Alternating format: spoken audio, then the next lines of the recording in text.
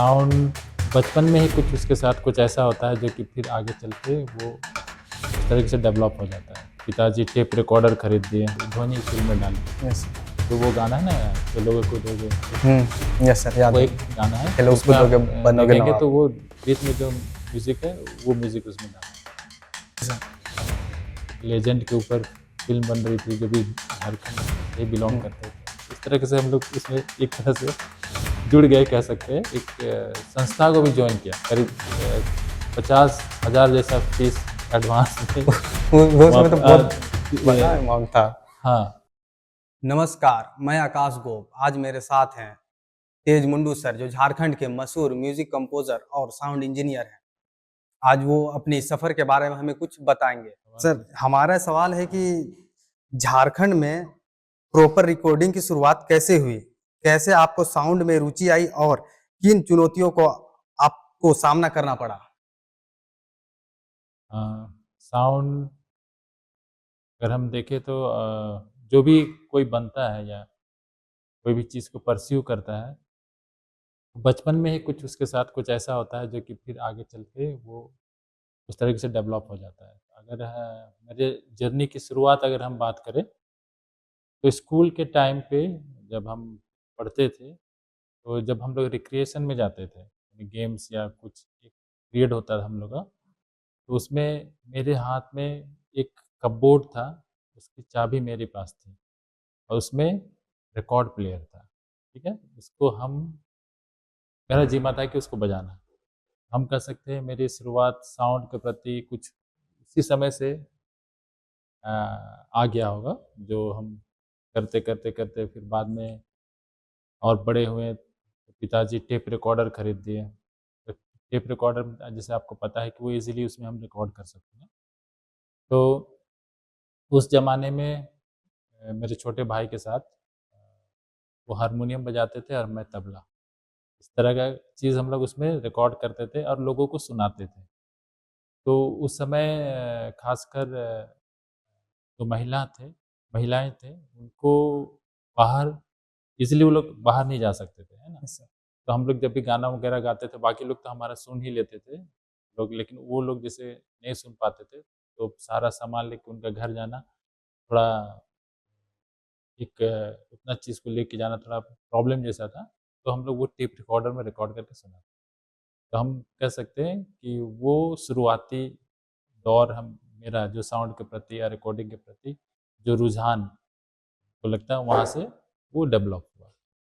और झारखंड में अगर प्रॉपर साउंड रिकॉर्डिंग के बारे में बात करें, तो 1980 में जब हम लोग भी जहाँ-जहाँ पापा के ट्रांसफ़र होते थे, उसी से हम लोग भी अपनी इधर-उधर, और ख़ासकर उस समय बिहार था, तो नॉर्थ बिहार में ही पापा का पोस्टिंग ज़्यादा था, तो हम लोग उधर ही रहते थे। राँची भी हम लोगों का बहुत बाद में आना हुआ।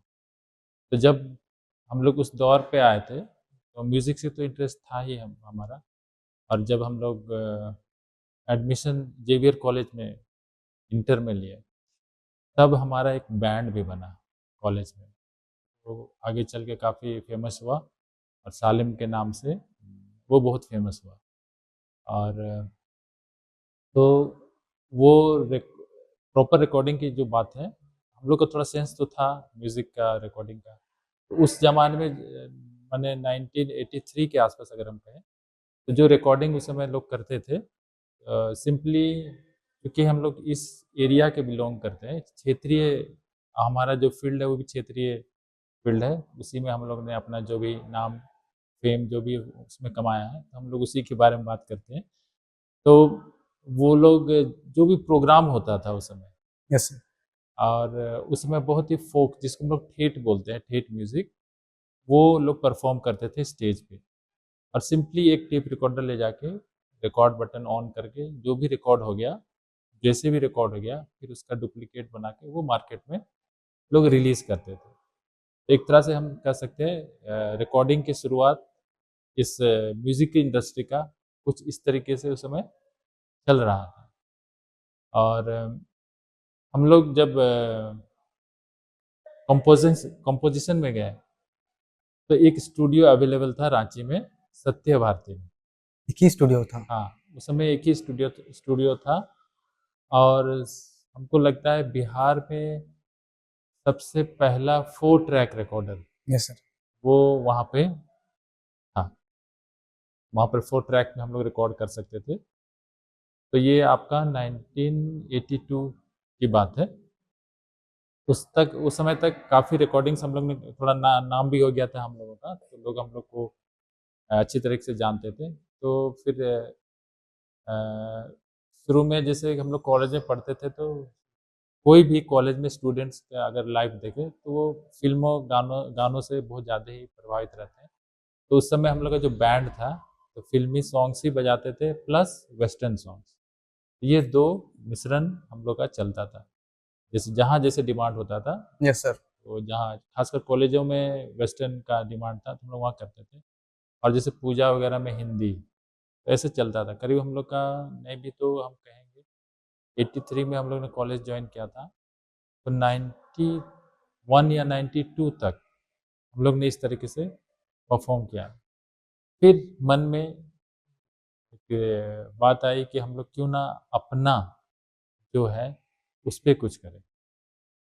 तब फिर हम लोगों ने वो प्रीत जो कैसेट हम लोग ने बनाया, वो काफ़ी पॉपुलर हुआ और इस क्षेत्र में म्यूज़िक इंडस्ट्री, आधुनिक म्यूज़िक के बारे में अगर हम बात करें तो वो एक प्लेटफॉर्म तैयार हो। तैयार किया। ठीक है, उसका उतना पॉपुलरिटी था कि वो लोगों को अट्रैक्ट। हाँ, लोगों को अट्रैक्ट किया। और एक चीज़ है जो हम कह सकते हैं, क्योंकि ये क्षेत्र ज़्यादा ट्राइबल्स का है और यस कुछ सर। माने और लोग भी रहते हैं उनके रहते हैं। अलावा। हम्म। तो ये एक ब्रिज की तरह ही काम किया। काम किया ये म्यूज़िक हमारा। Yes sir. मतलब कि दोनों के बीच में जो भी दूरियां होंगी, होंगे। जिस भी कारण से, क्योंकि वो म्यूज़िक उनके घर में भी सुनने को मिलता था। ठीक है? तो वो हम कह सकते हैं एक माइलस्टोन है इस क्षेत्र के लिए, जहाँ तक आधुनिक म्यूज़िक का सवाल है। और उसको हमारे माने जितने भी लोग टीम में थे सारे लोग का ही योगदान था उसमें, म्यूज़िक से लेके और रिकॉर्डिंग। क्योंकि एज ए ड्रमर हम टीम में थे, लेकिन जब मेरा रिकॉर्डिंग की तरफ ध्यान गया तो उस जगह पे हम लोग ने किसी दूसरे को बैठाया और रिकॉर्डिंग पूरा फुल फ्लेज में उसका जिम्मा हमने लिया और वो रिकॉर्ड करके वो फिर मार्केट में उसको रिलीज़ किए और काफ़ी नाम उसे मिला। और आज अगर पहचान मेरी है तो हम तो कह सकते हैं उसी एल्बम से, उसी कह सकते हैं। और लोग खुशकिस्मत हैं, कह सकते हैं कि अभी तक लोग उस उतने पुराने गाने को अभी भी लोग अप्रिशिएट करते हैं। Yes sir. सर दूसरा क्वेश्चन ये है कि हमारा आपकी सुपरहिट सॉन्ग जनी मनकर फैशन की प्रोडक्शन से लेकर सुपरहिट होने तक की आपका अनुभव क्या है? जब उस समय तो हाँ, तो जैसे कि ये एक्सपेरिमेंट जैसा ही कुछ था, क्योंकि यस उससे सर। पहले कुछ हुआ नहीं था इस तरीके का। Yes sir. झारखंड में उस तरह का म्यूज़िक नहीं था। ऐसा ऐसा फ्यूज़न मतलब अभी तक किसी ने क्रिएट नहीं किया था। तो हम लोग ने जब सोचा, इवन हम लोग के ग्रुप में भी थोड़ा लोग उतना राज़ी नहीं थे, क्योंकि उनका भी कहना था कि अभी तो ठीक चल रहा है यस सर। और तुम इस तरीके का एक्सपेरिमेंट करोगे तो हो सकता है लोग रिजेक्ट करें, नहीं नहीं पसंद करेंगे। Yes sir. ठीक है? तो पर भी हम लोग ने सोचा कि कुछ एक और भी स्टेट्स में यस सर। सबका अपना रीजनल के फ़ोक के अलावा और भी कुछ आधुनिक जैसा है, तो उसी को सोचते हुए हम लोग ने सोचा कि हम लोग भी कुछ ऐसा करते हैं। और उसका सारा प्लानिंग पूरा ग्रुप में ही किया गया उसको। और स्टेप बाय स्टेप जो भी रिकॉर्डिंग का जो प्रोसीजर है वो हम लोग ने ट्रैक रिकॉर्डिंग में इस तरीके से हम लोग ने उसको किया। मतलब सारा चीज़ एक साथ उस पे नहीं हुआ था। पहले हम लोग ने बीट कंपोज़ किया था, यस सर। बीट के बाद फिर जो लीड म्यूज़िक है वो बिछाकर फिर ऐसे धीरे-धीरे करके फाइनली सारा चीज़ बनने के बाद लास्ट में हम लोग ने वोकल्स किया। इस तरीके से एक जो ट्रैक रिकॉर्डिंग में होता है वो हम लोग ने किया था। और उससे हम लोग को पहले जो भी रिकॉर्डिंग थी, तो यस बहुत सर। सुपर क्वालिटी का साउंड वो रिकॉर्ड हुआ था, जिसके कारण भी हमको लगता है लोगों को कुछ अलग लगा था, जिसके अभी कारण तक वो ये क्लिक माइलस्टोन है। क्लिक किया वो। Yes sir. और जनी मनकर फैशन सबसे हिट सॉन्ग। सॉन्ग है उसमें। Yes sir. उसके पीछे एक और कहानी है, वो आपको बताते हैं। जब ये Dhoni untold yes story sir. Of MS Dhoni की जो बनी, यस। तो उसके जो डायरेक्टर हैं नीरज पांडे, यस सर। जब वो लोग यहाँ पे रिसर्च कर रहे थे, तो उन लोगों ने सोचा कि इधर का कुछ एक म्यूज़िक जैसा कुछ होना चाहिए। होना चाहिए। तो उन लोगों को ये प्रीत के बारे में पता लगा। पता लगा। तो मतलब कहने का मतलब कि वो इतना पॉपुलर हुआ था कि उसका इम्पैक्ट आप इसी से समझ सकते हैं यस सर। कि वो लोग ने डिसाइड किया कि उस गाने को तो पूरा नहीं डाल रहे थे लोग, यस सर। लेकिन उनकी फ़िल्म के साथ वो उतना मैच भी नहीं कर सकता लिरिक्स। तो उन्होंने बोला कि उसमें जो म्यूज़िकल पीस है, पीस है। जो पहला जो म्यूज़िक पीस था, वो यस सर। बहुत ही सबके दिमाग में मैं बैठा हुआ था, है ना? छा गया था। हाँ, तो वो बजता ही था कि जैसे हम लोग स्टेज में भी प्रोग्राम करते थे। जैसे वो शुरुआत होती थी और वो म्यूज़िक बजता था कि पूरा पब्लिक पागल हो जाता था, है ना? तो वो म्यूज़िक उन लोगों ने उस धोनी फ़िल्म में डाली है। Yes sir. जो वो गाना है ना, खेलोगे कूदोगे, यस सर, याद वो है एक मुझे। गाना है, तो खेलोगे उसमें आप कूदोगे बनोगे देखेंगे नवाब। तो वो बीच में जो म्यूज़िक है, वो म्यूज़िक उसमें डाला है। तो हम कह सकते हैं हम लोग के लिए भी बहुत एक बड़ा चीज़ हुआ कि हम लोग का जो क्रिएशन है वो वहाँ तक पहुँचा, यस सर। और एक लेजेंड के ऊपर फ़िल्म बन रही थी जो भी झारखंड से बिलॉन्ग हुँ। करते थे। इस तरीके से हम लोग उसमें एक तरह से जुड़ गए कह सकते हैं, तो बहुत खुशी होती है ये सब होता है साथ में। और एक क्वेश्चन है, एनालॉग से डिजिटल की ओर आने में आप लोगों की टीम को और आपको क्या-क्या हुँ। सामना करना पड़ा? जैसे कि उस दौर पे सारा एनालॉग था, यस सर। ठीक है? एनालॉग रिकॉर्डिंग कर रहे थे। फिर इस बीच में ये डिजिटल और एनालॉग का कुछ हम लोग समझने की कोशिश करते हैं। हुँ। तो मेरा भाई इटली गया, म्यूज़िक कंपोज़ करने के लिए ही उनको इटली में एक ऑफ़र मिला, तो वो इटली इटली। चला गया।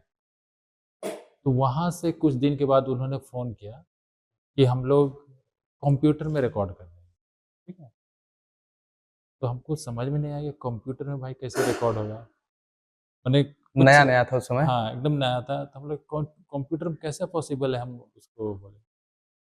हम लोग तो पहले टेप में रिकॉर्ड करते थे ना, यस सर। तो हम बोले उसमें क्वालिटी आ रहा है? बोला हाँ, क्वालिटी आ रहा है, हम लोग उसी पे कर रहे हैं।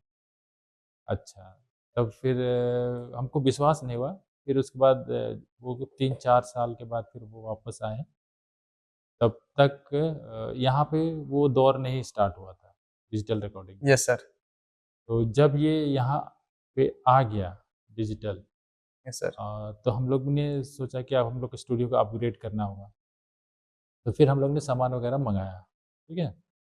और वो लेकिन डिजिटल तो कुछ तो थोड़ा बहुत समझना ही पड़ता है। Yes sir. तो हम लोग ने सोचा कि इसके लिए कुछ कोर्स किया जाए, लेकिन हम लोग का स्टूडियो इतना बिज़ी था कि उसको भी अगर छोड़ना मतलब कि इधर का काम रुकना। Yes sir. तो उसको समझने के लिए असल में कंप्यूटर को समझने के लिए, क्योंकि कंप्यूटर भी आया तो उसका किस तरीके से नया-नया ऑपरेट था उस करें, समय। हाँ, वो सब माने थोड़ा-सा हम लोग के लिए थोड़ी देर के लिए चिंता की बात हो गई थी। तो इस आनन-फानन में हमने एक संस्था को भी जॉइन किया। अच्छा। वहाँ पे फीस वगैरह सब दे दिया। करीब 50,000 जैसा फीस एडवांस में वो वहाँ समय तो पे बहुत बड़ा अमाउंट था। हाँ, उसमें तो बहुत एक्सपेंसिव भी था ये। Yes sir. तो लेकिन हम बस 2 ही क्लास कर पाए और उसके बाद वो आगे नहीं कर पाए क्योंकि इधर का काम हैम्पर हो रहा था।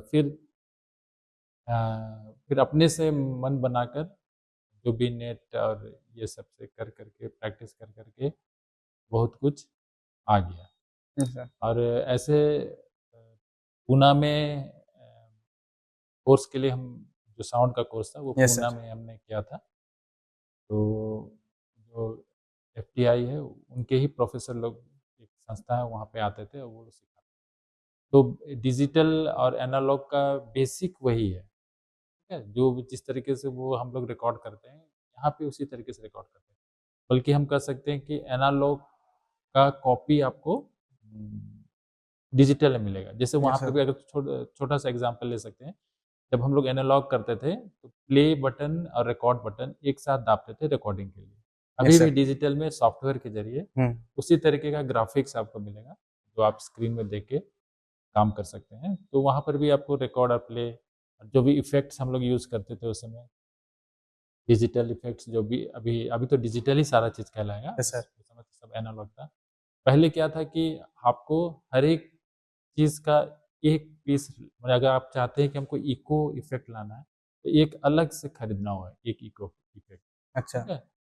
और वो फिज़िकली आप छू सकते हैं उसको, है इको। ना? सेट उट कर सकते हैं। Yes sir. लेकिन डिजिटल में क्या हुआ कि वो सारा चीज़ आपका कंप्यूटर में है।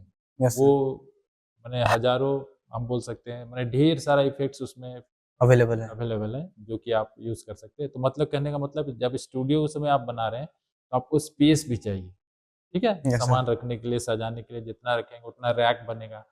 लेकिन डिजिटल में क्या है कि बस अभी तो मोबाइल भी आप कह सकते हैं, यस सर। वो भी एक डिजिटल इक्विपमेंट है, जहाँ पे सारा रिकॉर्डिंग आप कर सकते हैं, और इसको हम लोग डॉ बोलते हैं, यस सर।